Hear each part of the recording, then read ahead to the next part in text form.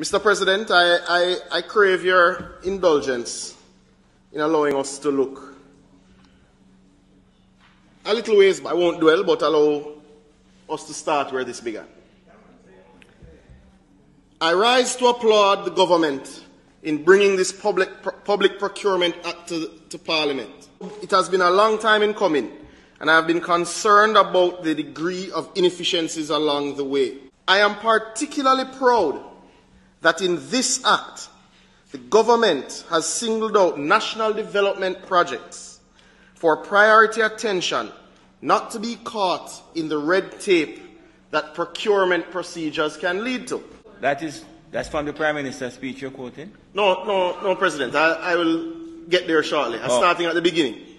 The officials who carry out the procurement process need to recognize that, I thought about this way, Senator Williams, when the donkey fell in the well.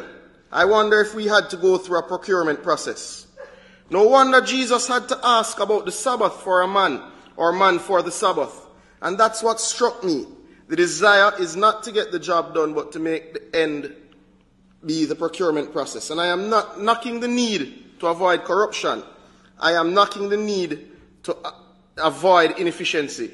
But my God, we need to do it better and quicker, and we need to find ways. Because when I ask myself, would it work in the private sector to put these systems in place? It may not be, but efficiency is what we want, and which is what this bill, I hope, says it wants to do. Mr. President, that wasn't the Prime Minister's words. Who is that? That was Senator Lambert Brown in his address on the bill, July 29th, 2015, Mr. President. I know my colleague and friend is not a hypocrite. So I am looking for his vote now, because let me remind you what he said.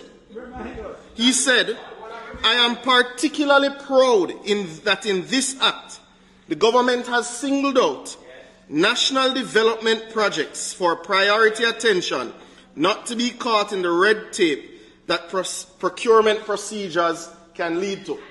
So colleagues, I know we're short on numbers, but we're going one. Because Senator Brown supports the intent of this legislation for national development projects to be exempt from the normal procurement process. So we know where Senator Brown stands, because you don't walk back on your words, and those are your words, Senator Brown. No one on this side on Tuesday has said no to transparency. In fact, the Prime Minister, Mr. President, spoke specifically to the maturity of this decision. He spoke to the maturity of the decision, and let us remember what he said, because it is important for the Hansard and for history to recognize that no one suggested that we should not have transparency in a project of this magnitude. In fact, the decision brings about greater transparency. What the Prime Minister actually said, he spoke to the fact that in the bilateral arrangements that would have brought about JDIP and MIDP, there were non-disclosure agreements in those agreements, and that this specific arrangement would see us being able to add transparency, not remove it, colleagues, and that point must be made.